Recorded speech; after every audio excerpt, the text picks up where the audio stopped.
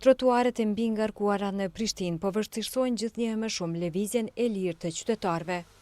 Hapësirat e destinuara për këmbësor po bllokohen nga mallrat afariste dhe veturat e parkuara, duke penguar qarkullimin e lirshëm.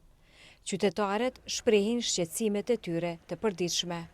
Na me fëmijë që jemi, që udhtojmë çdo ditë, që i çomë në për kopshte, në për shkolla, s'ka vend për parkinge për kerra, edhe gjithçka është bllok. As personat me aftësi kufizume ose gratë me karroca nuk munden me kalu për shkak kerrave në rrugë që janë në stop. Mas kishte për nxonca që për shembull, shkrymi morën nxoncën, s'ka ka del në rrugë.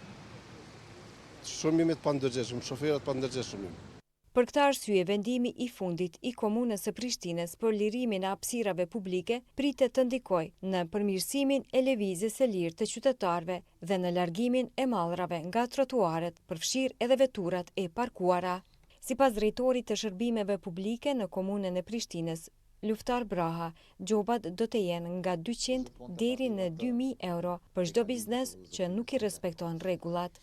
Do të ketë gjobën e parë, do të ketë gjobën e dytë, në gjobën e tretë, do të ketë konfiskim të mallit dhe do të ketë mbyllje të afarizmit. Ekipet veç janë të përgatitur të inspeksionit për në terren, në plane operative. Nuk është aksion që zgjat një javë, 2 javë, është vendim që ka me zgjat shumë. Qëllimi i këtij vendimi është që të mos krijohen ngarkesa në komunikacion dhe të ketë lëvizje të lirë nëpër trotuare.